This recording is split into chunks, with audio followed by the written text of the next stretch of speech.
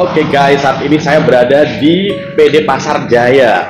Jadi PD Pasar Jaya, pusat pendidikan dan pelatihannya di daerah Pramuka, Pasar Pramuka yang tempat obat itu guys. Nah ini susdiklatnya, kita bisa lihat. Oke. Wah, kita masuk guys. Bismillahirrahmanirrahim. Assalamualaikum warahmatullahi wabarakatuh. Waalaikumsalam warahmatullahi wabarakatuh. Selamat pagi, salam sehat, salam sejahtera untuk kita semua. Yang kami hormati Kepala UPT Pusat Krisis dan Gawat Darurat Kesehatan Daerah atau PK3D, Dr. Winarto, Mas dan Ibu Ida Syahrina, SDEP, Nurse, selaku Kasatgas Sumber Daya. Selamat datang Bapak dan Ibu. Ini yang kami hormati Bapak dan Ibu dari UPT Pusat Krisis dan Gawat Darurat Kesehatan Daerah. Selamat datang Bapak dan Ibu. Dan juga yang kami hormati Kepala Divisi HRD MJA, Bapak Asrul Rizal. Dan juga kami hormati para peserta yang telah berhadir pada hari ini. Mengucapkan selamat datang dan selamat mengikuti kegiatan pelatihan dan sosialisasi pelayanan ambulan dan juga penanganan kegawat darurat. Assalamualaikum warahmatullahi wabarakatuh. Waalaikumsalam. Selamat pagi dan salam sejahtera untuk semua. Selamat pagi Pak Dr. Winarto selaku Kepala UPT Pusat Krisis dan Gawat Daruratan. Yang saya hormati Ibu Ida selaku Kasatgas Sumber Daya.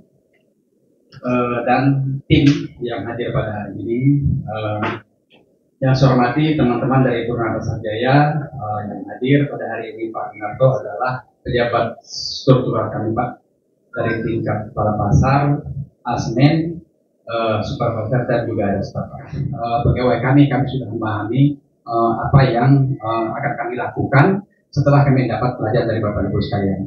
Jadi prinsip Pak Winarto, kami sangat mendukung, sangat support dari kegiatan ini, dan kami tidak sampai seperti sini aja Pak. Kalau ada kegiatan apapun nanti sampaikan aja Pak. Kami akan lakukan. Kebetulan kami juga ada di klub Pak di sini, jadi insya Allah kalau ada hal-hal terkait dengan kegiatan kita tidak mengeluarkan biaya banyak karena kita sudah ada Pak. Jadi kami tetap support kegiatan dari teman-teman di UPT. Mudah-mudahan ini bisa menjadikan suatu amal ibadah buat kita semua Pak dalam melaksanakan tugas daripada fungsi dari PKD. Jadi itu Pak yang bisa saya sampaikan. Assalamualaikum warahmatullahi wabarakatuh. Waalaikumsalam. Selamat pagi, selamat sejahtera untuk kita semua. Yang saya hormati Kepala Divisi HRD dan CE, Bapak Asrul Rizal SHM, beserta seluruh jajaran. Kemudian saya hormati Kasatgas Sumber Daya, Ibu Ida Syahrina, SDEP. Kemudian yang saya hormati rekan-rekan tim dari PK3D. Kemudian yang saya hormati dan tentunya kami banggakan Bapak dan Ibu peserta pelatihan penanganan gawat darurat, atau mungkin sederhananya pelatihan bantuan hidup dasar. Puji dan syukur mari kita panjatkan kehadirat Allah Subhanahu wa Ta'ala, Tuhan yang Maha Esa, pada kesempatan pagi hari ini dalam cuaca yang memang agak mendung ya Pak. Enaknya sih memang untuk tidur ya, tapi tidak mengurangi situasi dan kondisi. Jadi tetap semangat gitu ya. Anggap pada kesempatan pagi hari ini kita masih diberikan hikmat sehat untuk bisa sama-sama mengikuti kegiatan atau pelatihan bantuan hidup dasar. Sedikit mungkin kalau tadi mungkin Pak Asrul sudah memberikan gambaran secara umum terkait Perumda Pasar Jaya gitu ya Pak. Mungkin pada kesempatan pagi hari ini juga mungkin saya sedikit memberikan gambaran UPT-nya kami gitu ya, UPT Pusat Krisis dan Gawat Darurat Kesehatan Daerah Provinsi DKI Jakarta. Mungkin sebelumnya Bapak dan Ibu familiar dengan AGD ya? Pernah dengar? AGD, Ambulan Gawat Darurat? Ya, AGD. Ya. Jadi mungkin kalau bisa dilihat, kalau dulu ambulan, kalau bisa sambil dilihat agak miringnya Pak. Ya, ya. Oke. Dulu ambulannya kami yang pernah lihat kalau di jalan warnanya belang-belang hijau sama hitam, kalau beberapa mungkin ada yang pernah lihat, itu dulu adalah ambulannya AGD, Ambulan Gawat Darurat UPT, Unit Pelayanan Ambulan Gawat Darurat Dinas Kesehatan Provinsi DKI Jakarta, atau disingkatnya AGD 119. Nah, terhitung Januari Pak 2023 kemarin kami bertransformasi, berubah struktur, termasuk juga berubah nama menjadi UPT-nya Pusat Krisis dan Gawat Daruratan Kesehatan Daerah Provinsi DKI Jakarta. Tetapi memang tetap secara tupoksinya kami satu masih tetap melayani pelayanan ambulan seperti dulu di AGD 119. Nanti pada kesempatan kali ini juga mungkin nanti tim kami juga akan sedikit memberikan sosialisasi bagaimana cara pemanfaatan penggunaan pelayanan ambulan baik mungkin emergensi maupun non emergensi. Terus yang kedua, tupoksinya kami yaitu terkait dengan pemberdayaan masyarakat. Jadi bagaimana kami bisa melatih warga atau masyarakat ataupun orang awam maupun awam khusus untuk kita latih terkait dengan penanganan kegawat daruratan. Ya tentunya memang ini sangat bermanfaat. Kita tahu bahwasanya Jakarta yang saat ini adalah kota global dengan jumlah penduduk yang cukup padat, mobilitasnya cukup tinggi, tentunya juga resiko terhadap kejadian kegawat daruratan cukup tinggi. Dan tentunya ini tidak bisa tenaga kesehatan atau tim medis bekerja sendiri. Nah, perlu adanya memang namanya adanya first responder, yaitu orang-orang awam yang sudah kita latih, termasuk seperti bapak dan ibu yang kita latih, agar kalau ada suatu kejadian, ada yang bisa kita lakukan di awal. Jadi nggak tanpa harus nunggu dulu nanti tim petugas medis. Karena dalam beberapa kasus, kalau tidak ditangani awalnya secara cepat, tentunya memang ada risiko timbulnya kematian. Contoh mungkin pasien pada kasus serangan jantung, yang sebetulnya memang di beberapa kasus itu bisa dibantu dilakukan oleh dibantu difasilitasi dengan orang-orang awam yang sudah kita latih untuk diberikan tadi pelatihan bantuan dasar atau pelatihan CPR seperti itu, sehingga sambil menunggu tim medis datang, insya Allah pasiennya tetap bisa survive seperti itu. Nah, harapan besar mungkin itu. Jadi itu opsi kami yang kedua tadi memang memberdayakan masyarakat, gimana caranya memang masyarakat aware, kemudian juga perhatian, paham juga terkait dengan penanganan kegawat daruratan yang terjadi di masyarakat. Hal ini juga saya yakin mungkin sangat penting sekali, apalagi namanya pasar ya Pak ya. Pasar itu tempat berkumpulnya orang gitu ya, dari berbagai macam usia. Dan tentunya namanya orang berkumpul banyak, pastinya ada sebuah risiko di situ. Dan memang ini menjadi kewajiban kami, tupoksi kami juga untuk bisa melatih sebanyak-banyaknya Bapak dan Ibu untuk bisa kami berdayakan, terutama dalam hal penanganan kegawat darurat Ibu. Mudah-mudahan ya pelatihan ini benar-benar bisa bermanfaat, bisa dimanfaatkan dan bisa diaplikasikan, diimplementasikan di tempat tugas masing-masing. Dan silakanlah tanyalah dengan sebanyak-banyaknya, seluas-luasnya kepada tim kami, karena hadir ada dokternya, terus kemudian ada perawat yang insya Allah sudah berpengalaman lah terkait dengan penanganan kegawat daruratan. Dan sekali lagi mudah-mudahan kerjasama atau kolaborasi ini bisa terus berlanjut Pak, bukan hanya hari ini atau hanya 2 gelombang saya, tapi kami ingin terus berjalan Pak, karena memang ini menjadi satu kewajiban kami, tupoksi kami, gimana cara untuk bisa memberdayakan masyarakat agar lebih aware terhadap kegawat daruratan yang terjadi di masyarakat seperti itu Pak.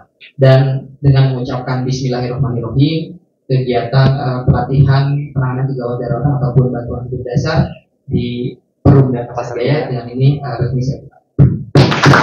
Jadi terima kasih banyak Pak. Kami juga mohon maaf kalau ada hal-hal yang kurang berkenan selama penyelenggaraan pelatihan. Terima kasih. Bila topik wadah, wassalamualaikum warahmatullahi wabarakatuh. Waalaikumsalam. Konsentrasinya, siapa tahu pikirannya masih ada di pasar pramuka gitu, belanja atau di rumah. Baik, tepuk satu aja, tepuk satu. Kok kurang semangat? Dua saya nggak bilang tepuk. Kenapa tepuk?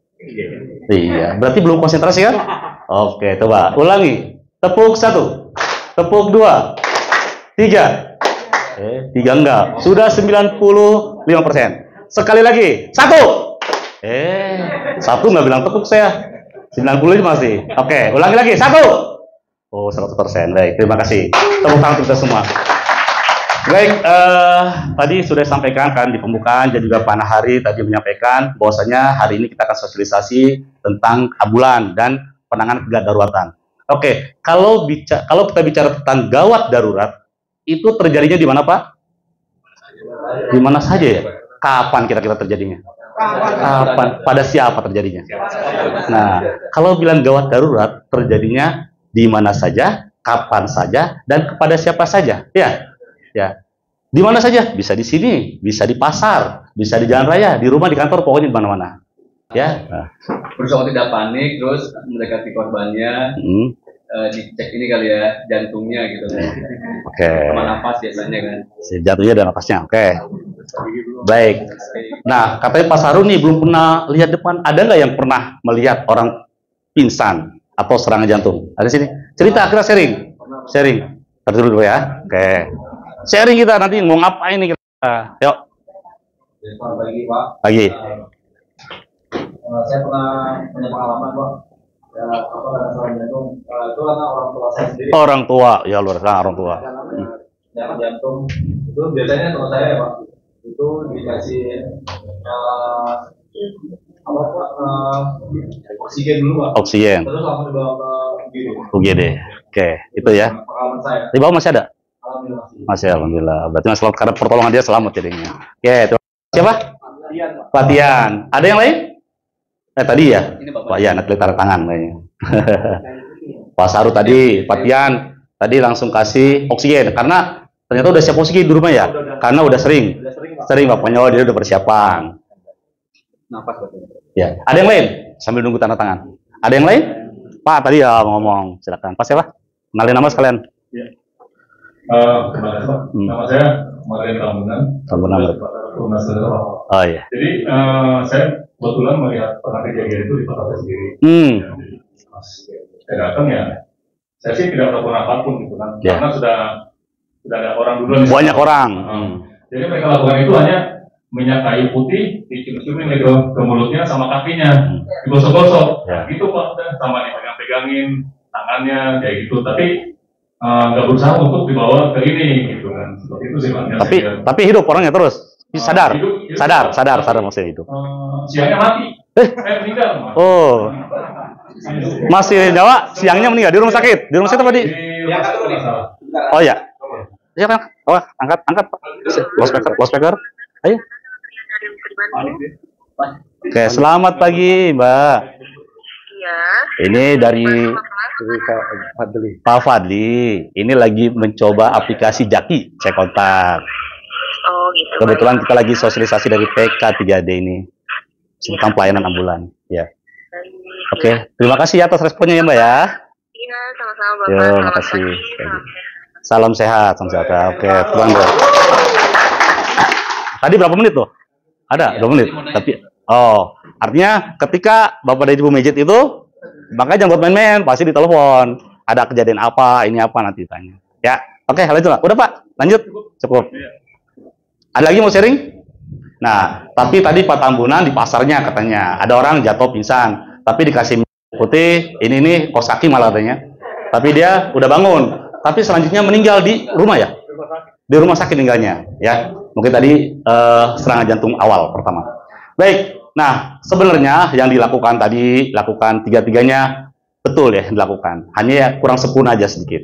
Ya, jadi ketika kita menemukan korban, ya, baik itu korban serangan jantung ataupun nanti korban trauma itu maksudnya ketika ada korban kecelakaan lalu lintas, orang jatuh, kita tuh sebenarnya harus ngapain sih? Sebenarnya harus ngapain? Ya, nah saya akan memberikan materi kedua kasus itu di hari ini. Ya, baik itu pasien serangan jantung ataupun pasien trauma. Ya, sebenarnya tugas kita Bapak dan Ibu itu ngapain? Sebagai first aid responder. Ya, yang menemukan pertama, ya, karena yang menemukan pertama lah yang harus tahu. Jangan sampai nggak diapa-apain, ya, terus sampai rumah bisa jadi kasus tadi tuh golden periodnya hilang ketika ini rumah sakit meninggal karena tidak ada penanganan di awal, ya, seperti itu. Baik, nah ini hasil yang kita harapkan ya. Jadi Bapak dan Ibu setelah dapat pelatihan ini dapat mampu melakukan penanganan dasar daruratan. Jadi setelah dapat materi ini jangan ragu lagi, jangan ragu untuk memberikan pertolongan. Oke. Nah, materi yang kita sampaikan, tadi ini SPG tadi sudah disinggung ya oleh Pak Hari, nanti ada 2 materi ini yang saya sampaikan, tentang bantuan hidup dasar dan juga luka dan patah tulang. Kayak ini cepet aja ini ya. Nah, tadi itu, ya, kalau kita bicaranya, kalau ada serangan jantung tadi, saya jatuh di sini, nah, sama halnya dengan gambar yang ada di depan ini. Ya, ini gambar apa nih? Orang ngeluh? Terus, ada yang lihat hal lain, gambar lain? Ceweknya calling ambulan. Ceweknya calling, ada yang lain? Nih, bahwa dia ini ya, yang dilihat langsung ceweknya, karena cewek cantik. Saya juga ngelihatnya ada cewek cantik di sini, nggak ngelihat ini. Oke. Nah itu. Ini kita ngelihat kemungkinan orang ada serangan jantung. Nah, perempuan ini yang dilakukan apa ada? Telepon. Telepon kemana? Kira-kira telepon kemana tuh? Ya tadi sampai kapan hari? Bisa aja itu kan di luar. Pasti dia akan menelponnya ke 911. Kalau kita ada tadi 112 atau 119, ya. Ini yang kita lakukan minimal, ya. Kalau responder itu minimal, kalau orang awam minimal, kalau nggak berani melakukan nolong, minimal kita call for help, minta bantuan. Makanya namanya mengenal akses itu, Bapak dan Ibu harus tahu. Akses gawat darurat itu di DKI Jakarta ada tadi 112, layanan Jakarta Siaga. dan 119 khusus untuk kesehatannya. Ya, jadi ini, karena apa kita berikan materi ini? Karena Bapak Ibu, untuk kasus jantung itu ternyata kasus yang paling tinggi di dunia, di Indonesia bahkan di dunia. Ya, kasus yang paling tinggi jantung, yang sering. Orang meninggal karena apa? Emang jantungnya, ya jantungnya berhenti meninggal. Orang, wih tadinya sehat dia, kayaknya dia punya jantung udah meninggal. Semua juga kalau orang meninggal mah karena jantungnya berhenti. Ya, mau sakitnya apapun dia meninggal, ya jantungnya berhenti. Jangan oh dia punya jantung, ya orang semua punya jantung. Jantungnya berhenti, ya dia mati. Sakitnya ginjal dia mati, ya karena jantungnya berhenti, bukan karena ginjalnya. Itu bla bla blanya. Artinya faktornya gitu kan. Kalau dia mati berarti jantungnya berhenti, ya. Nah, kita bisa tolong sebenarnya orang kayak gini nih, bisa memperpanjang hidup dia. Ya, dengan apa? Dengan tadi CPR namanya. Nanti di slide selanjutnya ya. Ini penyebab mati Indonesia pertama, kardiovaskuler. Penyebab kematian kedua kira-kira apa? Setelah jantung. Stroke masuknya ntar jantung. Sakit kan dia. Selain itu apa? Kegawat darurat. Kasus gawat darurat. Kedaruratan. Kalau sakit sih banyak. Sakit. Kedua adalah apa tuh? Kecelakaan lalu lintas. Paling tinggi nomor 2. Ya. Kedua ini. Selanjutnya apa? Selanjutnya baru penyakit lain. Infeksi, kriminalitas, bencana, narkoba ini. Jadi kenapa kita dua hal ini penanganannya harus kita sampaikan ke Bapak dan Ibu sebagai awam medis ya, non medis. Jadi karena ini dua kasus ini adalah penyebab yang paling buat. Tadi udah sampaikan ya, saya nggak perlu jelasin lagi. Bapak yang penting Bapak mengenal akses ini. Oke. Nah, kedepannya sebenarnya keinginannya, mimpinya ya. Itu di Jakarta ini khususnya, kita ini mempunyai Public Safety Center, PSC. PSC ini yang terlibat siapa nih? Jadi di sana polisi, pemadam, ambulan, itu dalam satu wadah. Kalau sekarang kan masih masing-masing ya. PK3D dengan sendirinya, punya pelayan ambulan. Terus pemadam dengan dinas kebakarannya ada, polisi dengan Polda dan sebagainya, ya ada. Tapi syukurnya alhamdulillah kita di Jakarta khususnya, ini walaupun tidak satu atap, tapi sudah satu lingkup. Ya, ketika Bapak dan Ibu mengenal akses yang namanya 112, pelayanan ini bisa diakses semuanya. Jadi, misalkan chat 112, butuh apa? Butuh karena ada kriminalitas. Udah, polisi yang datang. Ada kebakaran? Ya, ini yang datang. Walaupun pada kebakaran kasusnya semua akan datang. Ya, jadi 3 unsur ini akan datang bersamaan. Karena tugasnya kan masing-masing. Kalau ini untuk pengamanan ya, kalau pemadam untuk pemadaman, kalau kesehatan untuk penanganan korban. Nah, sebelum ini melakukan penanganan, tentunya Bapak dan Ibu yang ada di lokasi yang melakukan penanganan sebelum kami. Jadi enak sih sebagai kami ya tugas kesehatan, lanjutan dari Bapak dan Ibu aja tindakannya. Ya, kalau Bapak dan Ibu salah, ya kesananya ini, artinya lanjutan. Tapi setidaknya dia golden period-nya itu sudah dilakukan. Jadi tidak ini ya, tidak lambat. Oke, tujuannya ya semua. Nah, ini ya yang saya bilang masyarakat awam kesehatan itu. Makanya di sini Bapak termasuk gimana nih? Ada kan di sini kan? Ada masuk. Ya, jadi semua unsur terlibat dalam pelayanan yang kita sebut SPGDT, Sistem Penanggulangan Gawat Darurat Terpadu. Ya. Oke, nah materi ini akan saya sampaikan nih 1-3 jam ini karena inilah kompetensi yang harus dimiliki oleh Bapak dan Ibu sebagai non medis. Pertama adalah meminta pertolongan atau call rep, menghubungi telepon 112. Nah, Bapak dan Ibu mengenal yang namanya call center ini. Jadi mengenal, tadi udah disampaikan kan ya, jangan sampai lupa lagi. Ketika menemukan kasus kedaruratan, akses ini yang dikenal. Nah, ada satu lagi apa tadi? Jaki itu apa sih kata Jaki? Jakarta apa? Jakarta kini ya. Jakarta sekarang, Jakarta. Nah, artinya Jaki ya. Jadi akses tadi dikenal untuk panggilan darurat. Kedua, Bapak dan Ibu ini harus bisa melakukan ini, resusitasi jantung paru. Nah, melakukan resusitasi jantung paru. Nah, pada kasus tadi itu ada korban serangan jantung, henti napas, henti jantung. Ya, jadi kalau jantungnya sudah berhenti, napasnya sudah berhenti, Bapak dan Ibu bisa melakukan ini. Nah, kalau di pasar tiba-tiba tadi serangan jantung, jatuh pingsan, nggak sadar, ya, napasnya nggak ada, jantungnya juga berhenti. Kok bisa? Dari mana taunya jantung berhenti? Nanti saya jelaskan. Ya, pokoknya saya di poin-poinnya dulu. Ya, jadi Bapak dan Ibu di pasar bisa melakukan ini sebelum dibawa ke rumah sakit ataupun sebelum bantuan datang. Ketiga, Bapak dan Ibu bisa melakukan menghentikan perdarahan. Jadi kalau ada kasus luka, orang jatuh, berdarah-darah, atau ditusuk di pasar, atau ke ini pisau. Nah, Bapak dan Ibu bisa melakukan menghentikan perdarahan. Kayak gimana sih? Nanti saya kasih ini ya. Jadi harus tahu nih, ini kasus-kasus daratan. Selanjutnya, Bapak dan Ibu juga bisa memasang balut bidai. Balut bidai itu biasanya untuk apa ya? Untuk apa kira-kira? Untuk tulang. Jadi kalau ada yang jatuh, tulangnya patah, Bapak dan Ibu bisa melakukan tindakan ini. Balut bidai, membidai supaya tidak terjadi kecacatan atau kematian. Ya. Dan yang terakhir, Bapak dan Ibu bisa melakukan pemindahan korban dengan benar. Nah, ini pun hal sepele, tapi menyebabkan kecacatan bahkan kematian. Nah, suka ini secara umum ya, misalkan orang kecelakaan, aja. Suka secara umum, Bapak dan Ibu mungkin melihat cara memindahkannya itu. Misalkan dia ada di tengah jalan, dipindahkan ke pinggir. Yang satu megang tangan, yang satu megang kaki, ya enggak? Kayak mindahin kambing, tetap gitu. Kalau melihat seperti itu, kira-kira apa yang terjadi? Ya, bisa shock, bisa tambah parah, bahkan kematian. Yang tadinya dislokasi doang, ya dislokasi gitu kan, terkilir doang. Ketika diangkat, pak, bunyi gitu, patah.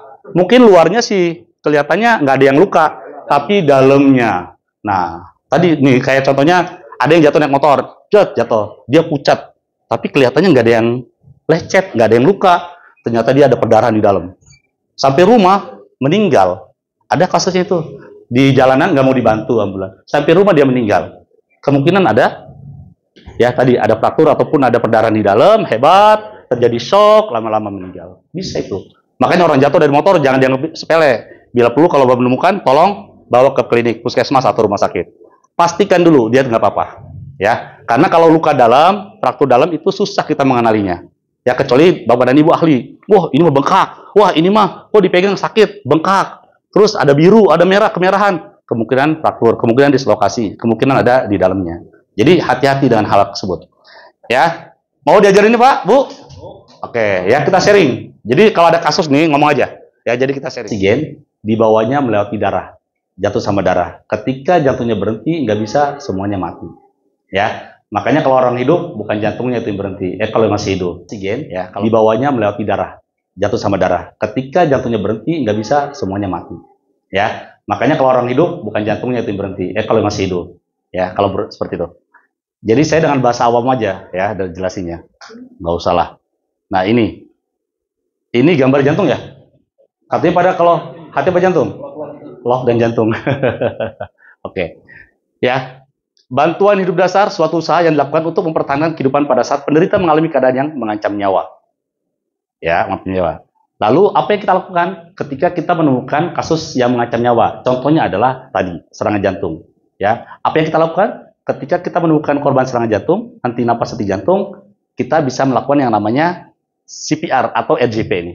Kalau Indonesianya RJP, resusitasi jantung paru. Kalau bahasa kerennya CPR, ya sama aja sebenarnya. Gimana sih melakukan ini? Nih gambar yang sampingnya nih. Tuh, digituin tuh. Sering lihat kan? Pernah lihat di film ataupun mungkin keluarga kita pernah mengalami atau kita lihat di rumah sakit, orang yang lagi kayak gini, ini dia sedang melakukan resusitasi jantung paru.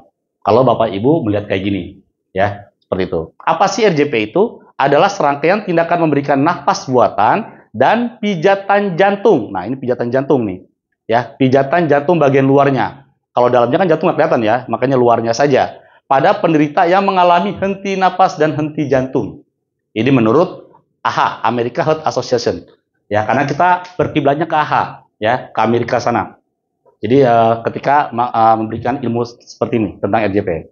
Ini ya. Jadi Bapak dan Ibu, ketika menemukan korban serangan jantung, henti napas, henti jantung, bisa melakukan ini. Oke, gimana sih caranya? Oke, caranya. Karena tujuannya ini, ya. Tujuan dari melakukan RJP. Pertama, mengurangi tingkat morbiditas dan mortalitas, ya, tingkat kesehatan dan tingkat kematian. Ya, mempertahankan dan memberi fungsi oksigen. Ya, karena kan dengan jantungnya kita kasih rangsangan, otomatis peredaran darahnya jalan, oksigen pun akan seperti itu. Aktivasi darah, memaksimalkan oksigen dan minimal kerusakan neurologis. Ini tujuan kita melakukan tadi, pijatan jantung tadi, ya. Oke. Indikasinya. Nah, indikasi itu apa sih? Indikasi itu apa? Ciri-ciri, tanda-tanda. Kita bisa melakukan RJP itu pada kasus apa sih? Untuk kasus apa? Tadi orang yang mengalami kematian, Kalau orang yang sudah mengalami kematian, bisa kita lakukan RJP. Kematian yang kayak gimana? Itu namanya kematian klinis, henti napas dan henti jantung. Ini kematian klinis yang bisa kita lakukan RJP. Karena tipe kematian itu ada kematian klinis, ada kematian biologis seperti itu istilahnya. Nah, yang bisa kita lakukan RJP ini, CPR, itu yang mengalami kematian klinis. Klinis itu kurang dari 4 menit, ya. Kurang dari 5 menit lah, 5-6 menit lah di bawah itu. Di atas itu berarti dia sudah mengalami kematian biologis. Tuh, kalau sudah 4-6 menit, ternyata manusia itu ya ketika dia serangan jantung nggak sadar, ya henti napas di jantung 4-6 menit, dia itu sudah mengalami otaknya mengalami kematian. Jadi udah cepat makanya. Ya cepat. Makanya ketika seorang dengan kedaruratan, apalagi jantung, harus cepat datangnya. Cepat datang, cepat melakukan tindakan. Jangan didiemin. Kalau didiemin ini yang terjadi, Pak. Lebih dari 4 menit itu ini yang terjadi. Apalagi lama gitu. Sampai 10 menit, apa yang terjadi? Sudah kerusakan yang udah, ya sudah meninggal, udah susah. Kalau sudah lebih dari itu. Ya, tapi seringnya kita medis kita tetap lakukan RJP itu. Siapa tahu dengan dengan izin Allah dia masih hidup kayak gitu. Ya, tapi kalau melihat teorinya kayak gitu, Bapak Ibu. Makanya harus cepat lakukan. Ya. Jadi ini bisa kita lakukan, ya. Kalau kejadian, baru dia serangan jantung, langsung makanya kita lakukan tindakan. Gimana sih kalau kita menemukan korban itu? Nah, ini yang kita lakukan ya. Mana tuh RJP. Nah, pertama adalah kalau Bapak dan Ibu menemukan korban serangan jantung, tiba-tiba dia lagi jalan pasar pramuka. Ibu-ibu gitu ya, tiba-tiba jatuh, sinar. Jatuh aja dia. Kan kita nggak tahu apakah dia tadi, apakah pingsan biasa, apakah emang serangan jantung, henti napas, henti jantung. Gimana sih kita membedakannya? Pertama, kalau kita mau nolong dia, korban itu, kita harus ingat dengan kita sendiri. Ingat namanya 3A. Apa 3A? Aman diri, aman lingkungan, aman korban. Kita nih mau nolong orang lain nih, ya. Jangan jadi pahlawan kesiangan lah. Kita kan nggak tahu dia ini punya penyakit apa riwayat. Mau ketular penyakitnya? Enggak. Makanya ketika kita nolong korban, ingat 3A, aman diri, lingkungan, aman pasien. Sebelum kita nolong, kita harus aman. Nah, minimal kita kalau mau menolong orang, kita pakai yang namanya APD, alat pelindung diri. Kalau di ambulan rumah sakit ada namanya handscoon ya, masker, inilah. Kalau di pramuka, ada juga sih pasar pramuka banyak handscoon ya. Banyak. Tapi kalau di pasar pasar induk. Nah, ya. Yang penting Bapak dan Ibu ya tidak langsung bersentuhan langsung dengan kulit korban. Ya. Nih, karena kita nggak tahu dia itu punya hepatitis atau apa. Ya, makanya minimal Bapak Ibu untuk pelindungan dirinya menggunakan yang namanya plastik. Boleh kan? Kain atau plastik lah. Kalau plastik kan emang nggak ini ya. Plastik aja banyak plastik, kantong kresek. Nah, udah minimal pakai itu. Kedua, aman apa nih? Lingkungan. Aman lingkungan itu kayak gimana? Lingkungan sekitar nih di pasar, namanya pasar langsung ini. Udah aman dulu. Pak Bu, minggir gitu kan. Ya saya mau lihat ini, saya petugas pasar Jaya gitu kan.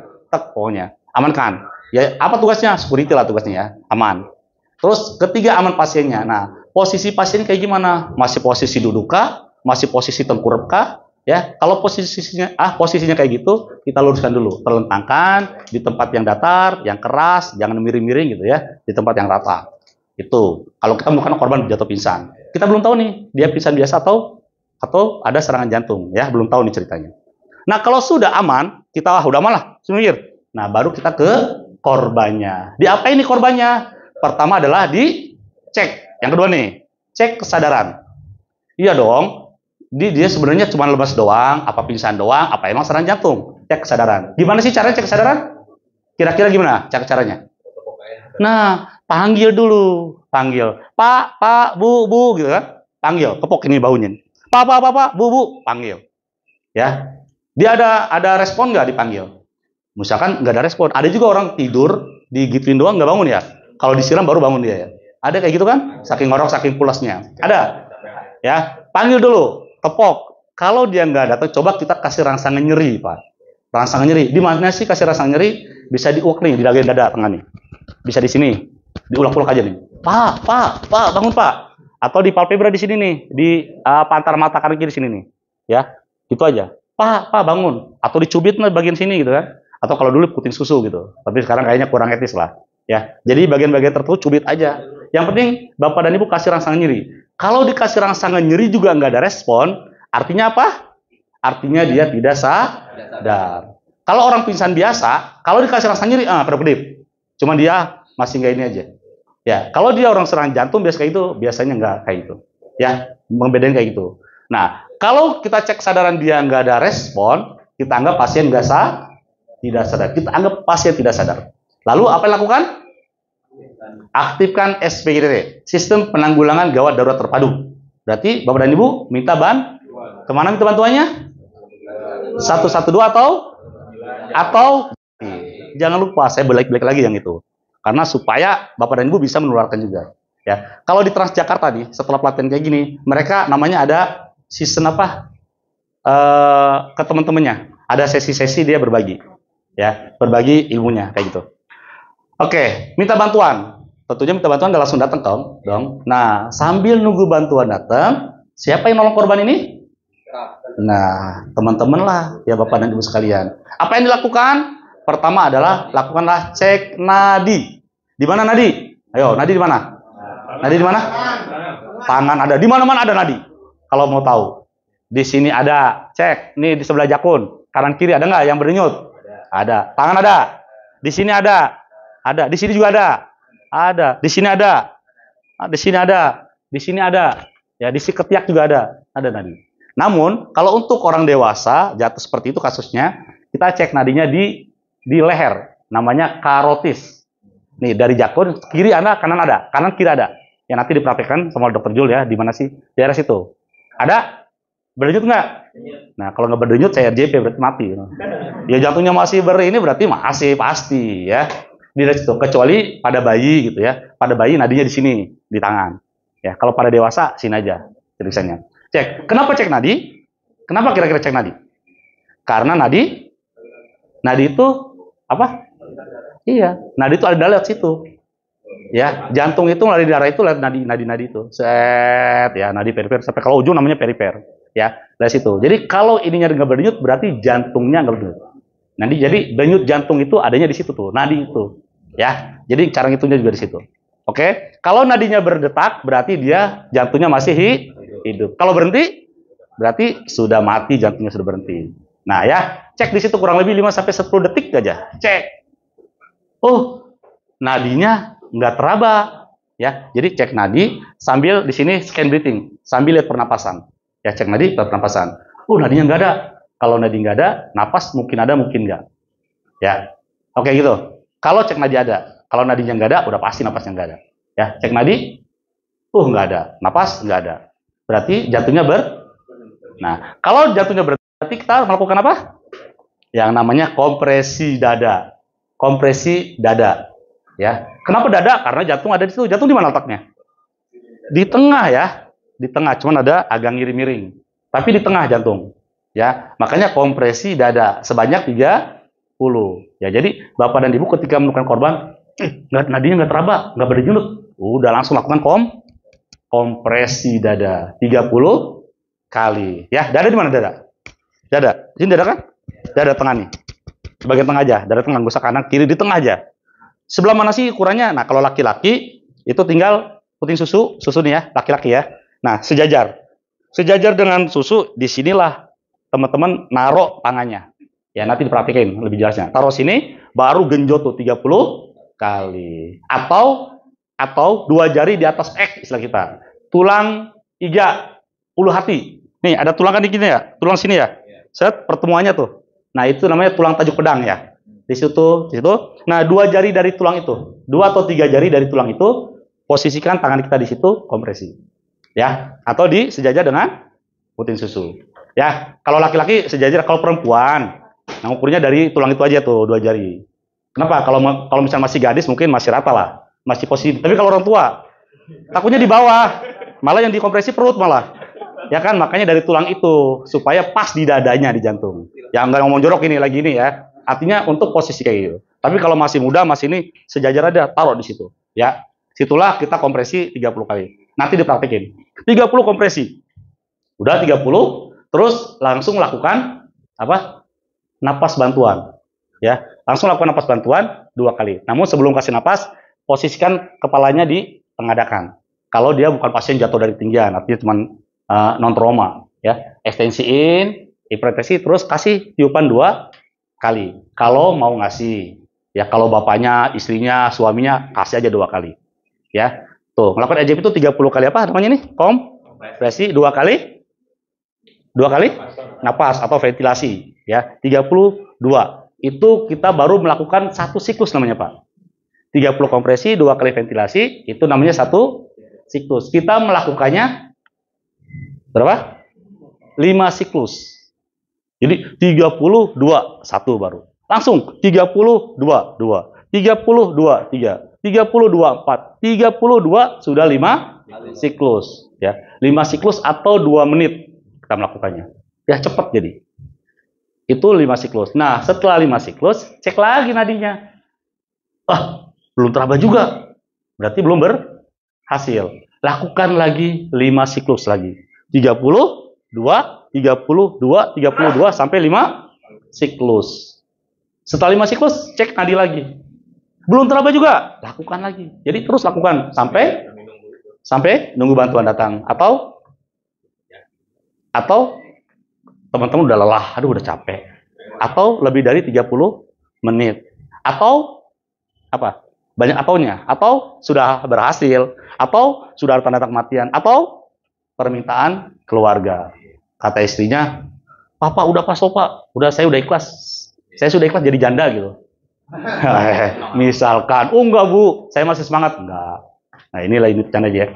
Jadi gitu ya. Jadi lakukan terus sampai bantuan datang. Ya. Nah itu. Ya, tadi ya 30, sudah bukan sudah kasih 2 kali. Nah itu kita lakukan terus Bapak dan Ibu sampai bantuan datang. Ya. Jadi setiap 5 siklus cek apa tadi? Cek nadi. Setiap 5 siklus cek nadi. Setelah 5 siklus cek nadi. Sudah teraba. Berarti jantungnya berdetak. Berarti jantungnya sudah bergerak dong, sudah berfungsi. Selanjutnya ngapain? Udah kan? Udah belum? Belum. Cek napas lagi. Jadi bisa jadi jantungnya berdetak, belum tentu napasnya ada. Bisa ada, bisa nggak ada. Ya. Jadi napas bisa ada, bisa nggak, jantung berdetak, bisa ada, bisa nggak ada. Makanya setelah nadi teraba, jantungnya sudah. Cek napas. Bisa dengan lihat, dengar, rasakan, atau lihat dadanya gembang nggak, atau dengerin ada ngebusan napas, ya. Cek napas. Kok nggak bernapas dia? Mungkin nggak? Mungkin. Mungkin aja pasien terjadi itu. Kalau nggak ada napas, berarti kasih napas buatan. Mau tumot, mau dengan masker, nanti ada diajarin. Ya. Tapi kalau Bapak dan Ibu, kalau ragu mau tumot, kasihnya kompresinya saja tadi. Selama 2 menit. Ya. Terus. Kalau ragu. Tapi kalau keluarga, sebisa mungkin kompresi dada, kasih napas. Kalau untuk orang lain, udah kompresi aja. Ya, bila perlu gitu. Gitu Pak. Yang penting, yang utama adalah jantungnya dulu. Kalau napas bisa di ini. Ya, ada oksigen, kasih oksigen. Ya, kayak gitu. Ya, jadi tadi kalau nggak bernapas, kasih napas bantuan. Berapa kali? Napas normal berapa? Bapak dan Ibu, napas normalnya berapa? Berapa napasnya Mbak? Bu, napas normal berapa napas? Pernah hitung nggak? Napas saya semenit berapa? Nggak pernah hitung? Pernah hitung Pak? Nggak. Ya. Berapa napas? 12 sampai 20. Jadi 10 itu normal. Kalau kurang dari itu ada gangguan, lebih dari itu ada gangguan. Nanti tanya dokter Jul tuh. 1 menit. Ya. Makanya kita kasih napasnya berapa? Kasih 12. Dia nggak bernapas. Kasih aja napasnya 12 kali ya. Gimana ngasihnya? 12 kali selesai. Ya enggak. Itu 12 itu dalam 1 menit. Semenit berapa detik? 60. 60 dibagi berapa? 12 berapa?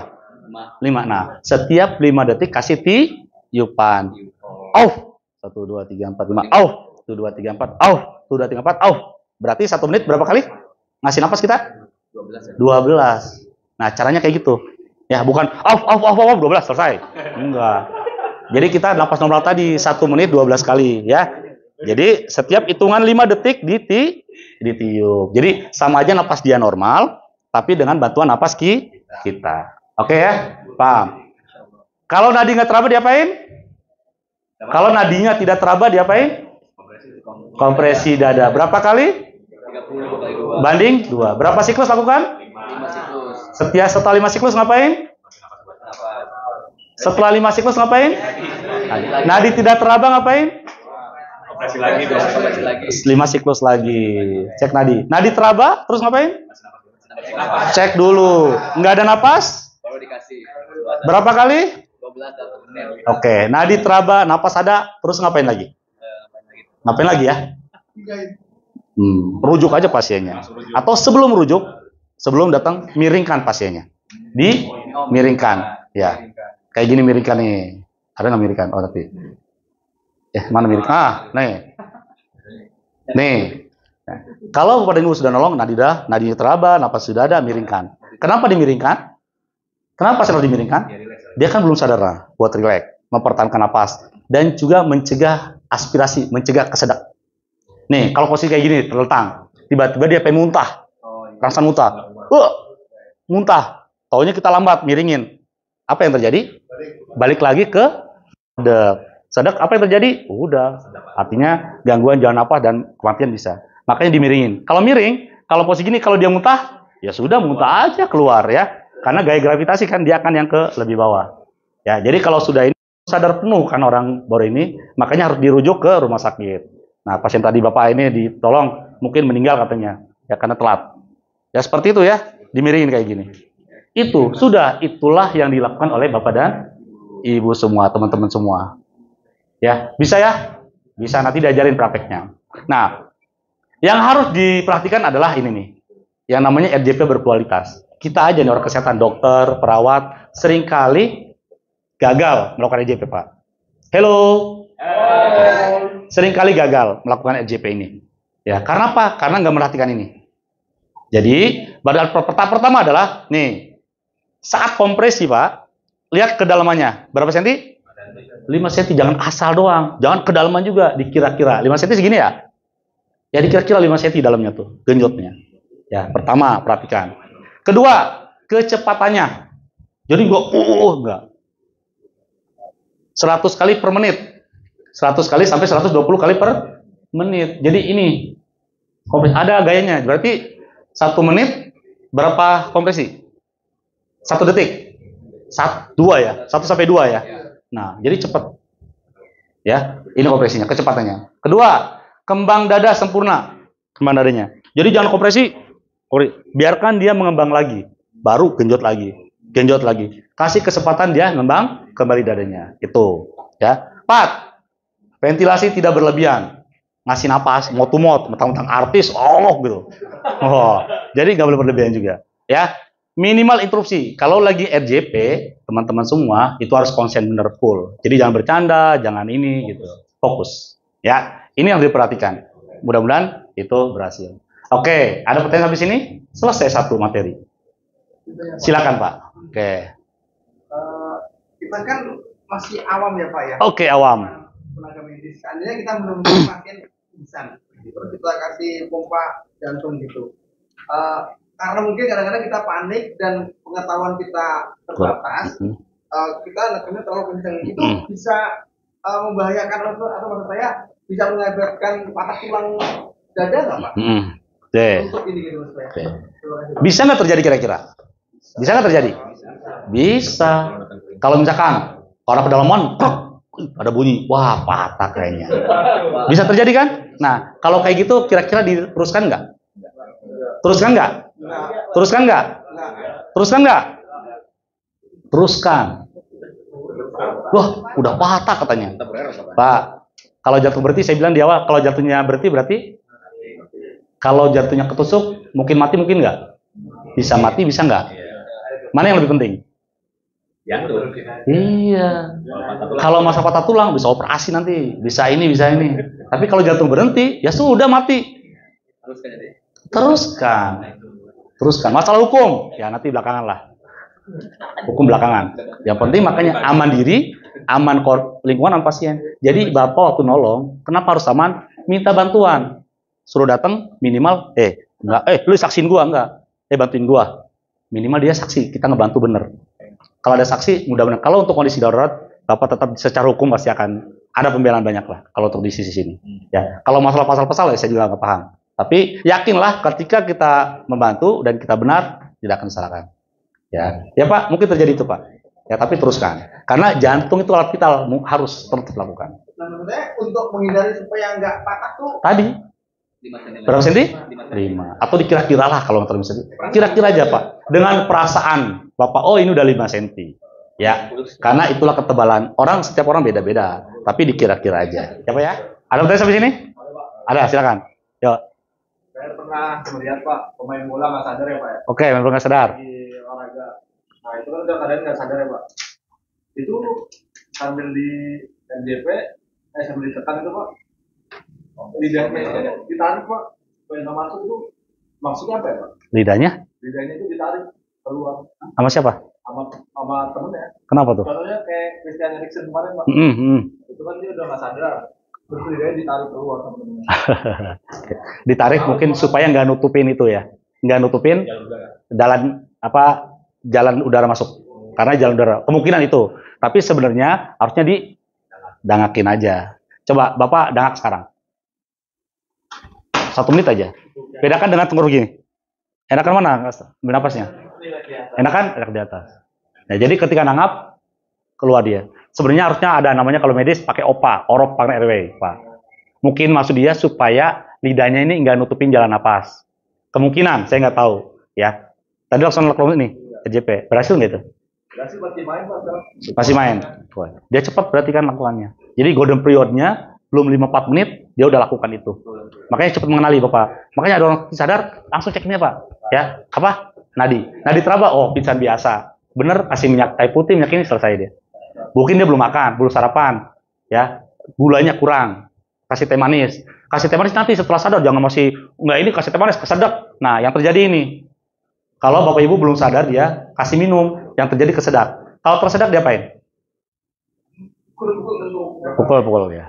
Oke. Nah ini. Nah. Bocah. Yang belakang. Temennya nggak ada yang tahu ya. Tapi dia pinter.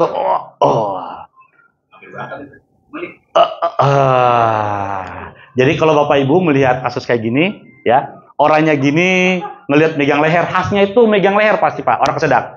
Dia megang leher, ya. Batuk sak nih. Ini tanda-tandanya. Kalau Bapak dan Ibu melihat tanda-tanda ini, yang seperti bocah ini, berarti dia kesedak. Apa yang dilakukan? Nah, cara menolongnya adalah nih seperti gambar. Bapak dan Ibu bisa lakukan back blow, tepukan punggung, ya, tepukan punggung kayak gini, tepukan punggung, bisa kayak gini, ya. Ini gambar nanti diperhatikan. Abdominal thrust seperti ini gambarnya. Chest thrust kayak gini, ya, kayak gini. Atau Bapak dan Ibu bisa sendiri kayak gini. Atau kalau anak seperti ini, apa posisinya, ya. Inilah melakukan. Jadi lakukan back blow. 1 5 kali tepukan, 2 3 4 5, nggak keluar, langsung lakukan back ini. Abdominal thrust, peluk di perut di udel, pusar sama di sini, di tadi pertemuan tulang, ulu hati di tengahnya. Taruh sini tangannya, ditekan di atasin Pak. Gua gituin, ya, dikasih hentakan. Kayak gitu caranya, kesedak. Ya, oke. Kalau cuma kesedak air sih dimiringin aja. Tapi kalau kesedak benda asing, kelereng, rambutan, apa, digituin. Ya, ini caranya. Nanti perhatiin aja lebih nih gambarnya. Ya. Oke. Tuh, kayak gini lakuinnya. Anaknya dia sedak. Monyet aja bisa, apalagi kita ya. Abdominal thrust. Nah, tuh, gawe kayak gini kan? Kayak ini. Nih kayak ini. Yang dilakukan abdominal thrust. Monyet aja bisa ya, luar biasa. Oke, ada pertanyaan? Halo. Bisa lanjut? Masih semangat? Coba, tepuk semangatnya. Tepuk semangat. Nggak tahu ya. Tepuk semangat. Tahu lu dijari ini. Tepuk semangat. Semangat. Oke, coba. Tepuk semangat. Semangat. Coba ulangi. Tepuk semangat. Tangan mana? Oke, semangat ya. Jangan tidur dong. Ntar ngopi bentar lagi. Nggak ada pertanyaan? Oke. Materi terakhir lah, bentar lagi. Kasih nggak nih? Kasih ya. Oke, tentang luka tadi lah. Sebentar aja ya, luka. Yang penting nanti kita luka dan patah tulang. Wow, ini luka. Bisa patah juga. Ini patah tulang dari ronsen ya. Kalau luka diapain Pak? Kalau bukan korban luka diapain? Pernah? Ada yang nggak pernah terluka? Pasti ngalami semua. Minimal luka hati lah. Aduh, nggak ada obatnya itu Pak ya. Oke Pak, kalau luka diapain? Ini gimana sih Pak? Mungkin kalau saya terluka menutup sendiri, nyari air Pak. Nyari air. Ya, Oke, terus bersihin terus. Bersihin lukanya, kita lap lalu tekan biar darahnya lebih kurang, baru disaplasin. Oke, good. Oh, pakai ludah, kita pakai ludah. Mbak, kalau nemuin diapain? Pernah ya? Oh, kejadian. Wah, boleh. Tapi kalau saya tuh 2 kali diikat yang diikat kencang. Baru dibawa. Daerah mana luka? Mas, tangan, kaki? Ini daerah jari. Oh, jari. Oke, sip. Saya dulu tak kasih tiong racun. Tiong racun. Diapain Pak? Digigitin? Suruh nyedot? Oh ya, banyak hal. Baik, yang dilakukan tadi sama apa sih Pak? Dede, Mbak? Mbak Evelyn. Bener nggak? Udah bener. Dua-duanya bener. Sedikit aja saya nambahin. Ya, nih, kalau Bapak dan Ibu menemukan kasus luka, pengertian udahlah ya, pengertian ya. Biar saya jelasin. Nah, ingat 4T aja Pak. 4? Apa 4T? 4T, apa ya? Apa 4T kira-kira? 4T. Tadi ngelakuin apa tadi? Diapain tadi? Ada luka? Cuci terus? Ditekan, kasih bendarannya ditekan Pak. Tekan. T bukan tekan. Terus apa lagi? Tutup pakai peser. Tutup T bukan? T bukan tuh, tutup. Tadi dia ngapain? Diikat. Diikat, iya. Oke, ingat 4T Pak. 4 itu tutup, tekan, tinggikan, titik tekan. Pak mau ngomong ya? Kenapa? Oh ada pengalaman. Ya, mau cerita nggak? Nggak? Oh nggak di cerita. Mau nyontohin? Oh gitu. Ya, apa 4T tadi? Tutup, tekan, titik tekan. Oke. Nanti 4T. 4T. Ada soal ya? Oke. Tutup.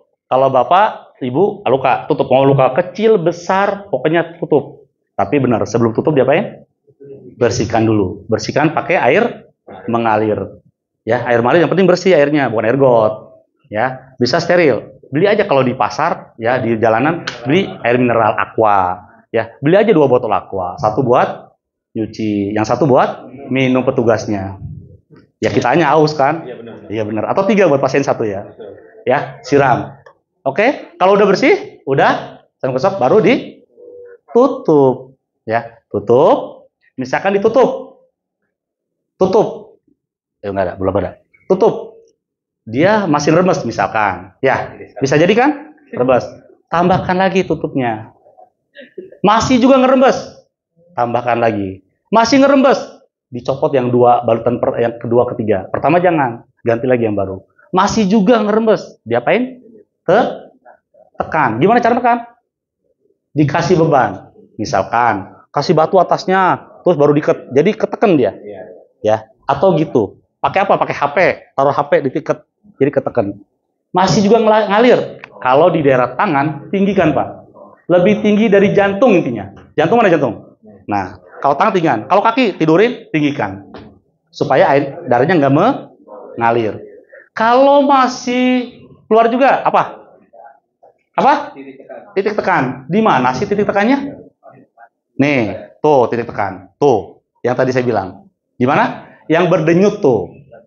Misalkan, Bapak, Ibu, di sini lukanya. Yang dipencet mana? Sini berarti yang denyut. Sebelumnya. Ya. Kalau misalkan di sini, berarti di sini. Sini, ya. Itu. Jadi jangan ragu kalau luka, tutup tekan titik tekan. Itu udah. Nutupnya pakai apa? Bisa pakai kasa. Kalau di pramuka banyak kasa. Kalau pasar induk ada kasa nggak? Di jalan ada kasa nggak? Pakai kain apa? Kain bersih. Jangan bekas ingus di ini. Bekas ini enggak. Nih perempuan di tasnya bawa apa Bu? Selain tisu? Apa? Pembalut. Kalau tisu di ini nempel. Kalau pembalut bisa nyerap. Murah. Di mana-mana ada, warung kecil ada, Alfa ada, warung Madura pinggirnya ada kan? Ada. Murah kan? Ada yang bijian 1.000, 2.000 kan? Nah, itu paling mudah. Pakai pembalut, lebih bagus. Steril apa bersih? Steril lagi. Nggak tahu, tanya Mbak Ibu. Serapnya Bang. Nah, Bapak maksud saya, ya, ketika nggak ada kasa jangan bingung. Kasih aja pembalut. Itu bagus, pembalut ya. Seret. Di jalanan ada pastilah di pinggir warung-warung atau perempuan lewat, Pak, sini tasnya liatin dulu. Ya, pakai itu. Pembalut. Oke. Cukup, Pak Teh? Ya, digituin ya. Jangan ragu ya, kayak gitu aja. Oke, nanti di ini. Itu kalau ada luka. Kalau ada fraktur, diapain? Fraktur gini ya. Pokoknya fraktur ada yang kalau gini kebuka kelihatan. Lukanya di apa tadi? Bersihin, dibalut di ini. Untuk patah tulangnya diapain? Di bidai. Di bidai itu kayak gini gambarnya nih. Nah, di bidai pakai kayu, disanggah pakai kayu. Itu aja, Pak. Di tangan ke, di kaki ke, di badan ke, dimanapun di bidai. Apa tujuan bidai? Supaya nggak gerak. Penanganan nanti rumah sakit. Bapak dan Ibu boleh bidai aja. Jatuh, ketabrak, jatuh ada tinggian, plok begini kelihatannya. Kaki begini jangan dilurusin. Kalau pelan-pelan, kalau bisa oke. Kalau aduh, jangan terusin. Biar gini, bidai atas bawah. Diajarin. Bidai diikat, udah posisi kayak gini aja kakinya. Segitu. Ya, kalau patah. Jadi gitu, ingat kalau luka di 4T. Kalau fraktur, patah tulang di bidai. Itu aja fungsinya. Untuk hilangin nyerinya boleh kasih obat dulu kalau ngerti. Boleh kasih ya kayak gitu ya. Tuh, prinsipnya aja. Oke, pertanyaan sampai sini. Cukuplah. Soalnya ntar praktiknya nggak begini. Ada pertanyaan? Ayo. Cukup? Karena mau sudah jam setengah kurang, kita belum skill. Karena jam kita 3 jam doang, Pak. Nanti yang sehari ada. Nanti dikasih ya. Karena ini dasar aja. Baik, cukup? Baik, kalau cukup, baik. Dari saya, selesai ya. Cukup ya. Nanti dilanjutkan oleh Dr. Jul untuk skillnya. Kurang maaf. Assalamualaikum warahmatullahi wabarakatuh.